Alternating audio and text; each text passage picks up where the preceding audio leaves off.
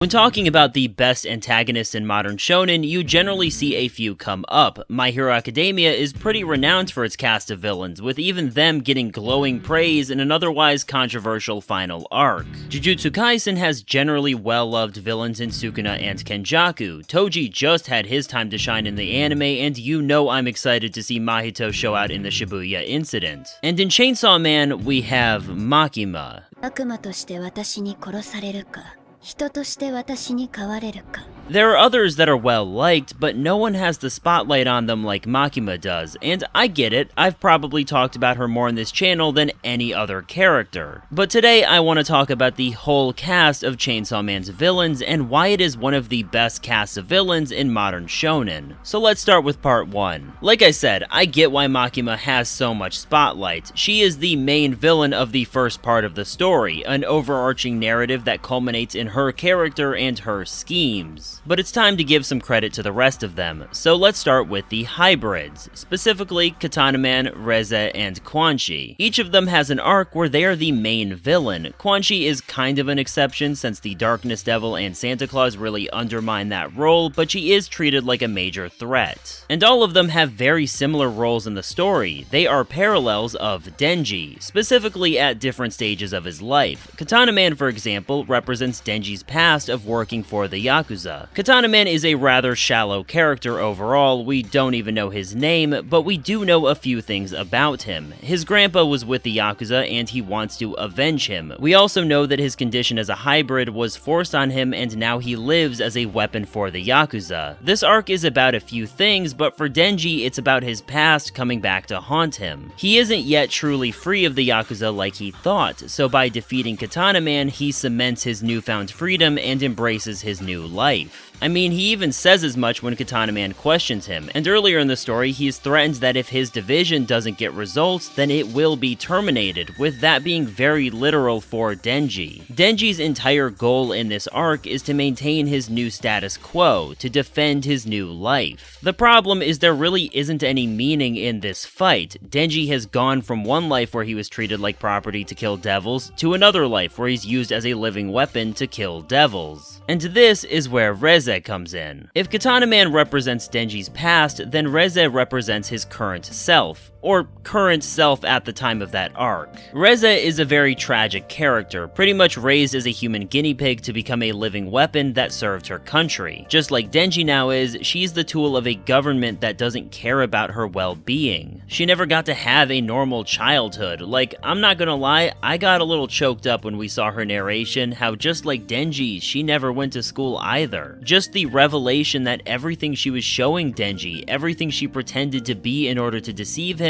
was probably coming from a place of longing. Even though it was all a trick, I do think she was trying to live some of that life while she was tricking Denji, and that for a moment she was being genuine when she told Denji that just his basic physical needs being met isn't the dream life he thinks it is. During that entire arc, Reze was a reflection of Denji's current life, we just didn't know it until the end. And this brings us to Quan Chi. If Reze represents Denji's present, then Quan Chi represents Denji's future, at least a potential future. Just like Reze and Denji, Quan Chi is a tool of her government, taking on whatever jobs just to meet her needs. The difference between them is the level of accomplishment. Quan Chi is a total badass and she's known for it. To have Kishibe of all people hype her up is really all that needs to be said, and when we finally see her, she is dominating the battlefield. This isn't to mention that she just has a straight up harem of people who adore her. If Denji saw her life, he would probably look at that and be a little jealous. To a Denji who is content with his life in public safety, Quan Chi basically represents his ideal future. He doesn't have a problem with the nature of his work, he just wants to eat good, be cool, and get all the women he could want. What he doesn't understand about Quan Chi and her life is just how sad of an attitude she has to adopt to even live with it. She's embraced ignorance as a virtue, something that lets a person cope with the mundane horrors of being alive in a flawed world. And if Denji continues to live the way he has, he's susceptible to become just like her. Sure, he can get strong like her, we've seen some of that in recent chapters, and yeah, maybe he can become something of a ladies' man, but he'll also be a fool, controlled and stupid because it's easier that way. Now, the way these three antagonists are designed like this is already pretty interesting, I think, but they all serve to build up the greater threat of Part 1, Makima, because none of Denji's failures and successes really matter in Part 1. I mean, this is true even before fighting Katana Man, with his victories against the Bat and Eternity Devil both getting him something he thought he wanted, but really getting him nothing but disappointment. However, in the case of his fights against the hybrids, it all comes back to Makima. Yeah, he beat Katana Man, but it doesn't change the fact that he went from one form of control to another. Not even to mention that Makima is implied to have had a hand in that whole situation to begin with. Sure, he defeated Reza and almost escaped, but Makima put a stop to that immediately. He's not even allowed to be the one that beats Quan Chi, as he gets beheaded and Makima takes over the situation instead. Makima not only reduces everything Denji does up to this point into Pyrrhic victories, she also takes these hybrids and turns them into her own personal army. Because Denji could never truly overcome his past, his present, or his potential future without defeating his true enemy, and that is the systems of control that bind people. In this way, the other hybrids that we know at this point are hapless victims of those systems, basically doomed from the start because they were born into harsh systems of hierarchy. By defeating Makima, he rejects the concept of control itself and claims his own freedom. This is both literal, since Makima is trying to use him as a tool, and symbolic because of what Makima is. But what's interesting is that he doesn't beat her in a conventional way. Because of her contract with the Prime Minister, she can reject any form of attack against her. This makes her a physical threat for sure, but I also like what that represents. Defeating Makima through force doesn't actually change anything. In fact, it only makes her conceptually more relevant. A change in hierarchy isn't a defeat of control, it's just a shift in who has it. While Denji does physically attack her, he views what he does as an act of love and becoming one with her, and in those things there is no hierarchy or control. After all, by Makima's own definition, control requires one to see themselves as above or below the other. But just taking his freedom isn't the end of Denji's journey. In fact, while the idea of freedom is very much idealized in this story, it doesn't ignore the issues. However, before we continue, let's get in a word from this video's wonderful sponsor. Thank you so much to Tokyo Treat and Sakura Co. for sponsoring this video. Once again, great to be sponsored, even better to get all the treats that come with it, because that's what Tokyo Treat and Sakura Co. are all about, and I have the great opportunity of sharing that with all of you. These guys are here to bring the experience of Japan to the comfort of your home. Tokyo Treat is all about bringing the latest exclusive and limited edition snacks all wrapped up in a nice seasonal theme, like the Kobe Japanese Cola, and they are really getting into the Halloween spirit because October's boxes are chock full of all kinds of sweets, from the Choco Pie to the Black Thunder Cookie Bar. So if you're looking for some sweetness, then Tokyo Treat is the way to go, and each box comes with 15 to 20 different snacks. Now, if you're looking for something a bit more traditional, then Sakura Co. is the best option. Their boxes come with teas and snacks that are very authentic to Japanese culture, as well as some special Japanese tableware. My personal favorite from this was the delicious yuzu dorayaki. And aside from the snacks, if you get a box from Sakura Co., then you're also supporting the local Japanese businesses that made these great treats. With both boxes, you also get a really nice booklet that goes into a lot of information about the food you receive, like the ingredients, allergens, and some neat stuff about the culture that surrounds it. Now, my favorite thing about all this is the monthly theme. I already mentioned the Halloween spirit of Tokyo Treat, and I gotta say, their snack box really got me in the mood for October. Meanwhile, Sakura Co. is once again going a more traditional route. Partnering with the Kyoto Prefectural Government, Sakura Co. is here to celebrate the beauty of Japan's autumn season. And it's doing so with a lot of artisanal treats like the Kiyono Ame and the banana white chocolate, both of which I think are pretty great,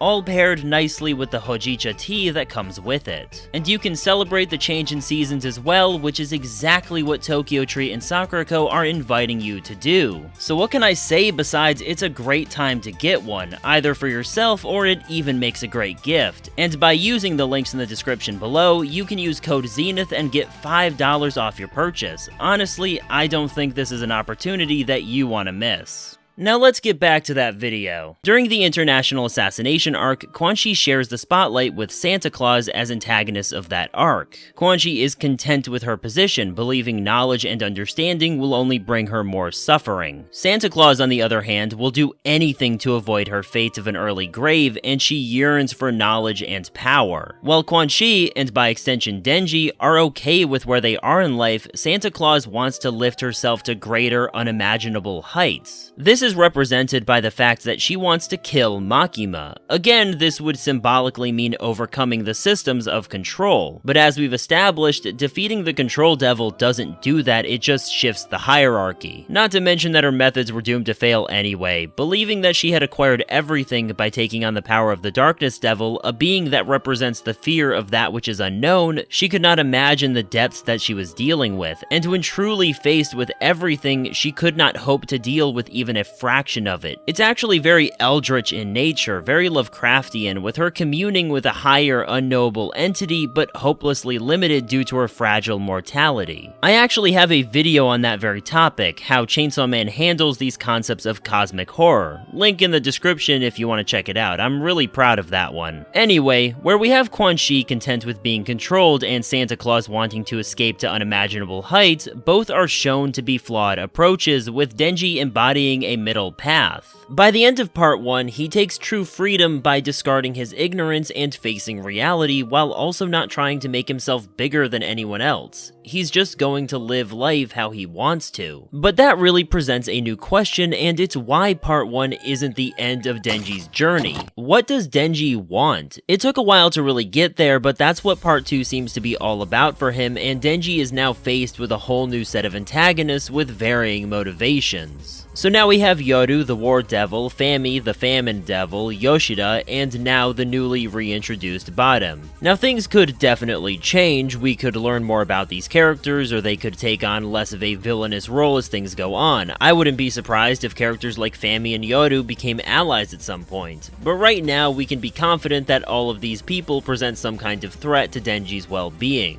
But what's interesting about this situation is how different it is from part 1. Part 1 has a very typical arc progression. New arc, new bad guy, new big fight to beat them. But right now, Denji is facing obstacles from every direction. This is a very deliberate choice. Part 1 shows an escalation of its antagonists because of what they represent to him, culminating in Makima as the peak of that escalation. But the whole point of Part 2 for Denji's character is a crossroads, two choices, two paths, and a bunch of different people trying to drag him around to their way of thinking. Some like Yoshida want him to live a normal life, while others like Bottom want him to become Chainsaw Man again and live how he pleases, and they will threaten the lives of those that he holds dear, such as Nayuta. Denji also has different dangers to consider. If he chooses a life of being Chainsaw Man, then he has threats like Yoru out there who want him dead. What I like about this so much is that it really challenges the result of part 1. Denji is finally free, but freedom isn't such a simple thing. There's a reason he was content to let decisions get made for him, and that's because life is difficult. And despite this being part 2, Denji is brought back to the same choice he was given what feels like ages ago. It was a night filled with fun. He was visiting a school and it rained outside, so he stayed in a classroom to get away from the cold. And Reza is there with him when she suddenly asks him a question.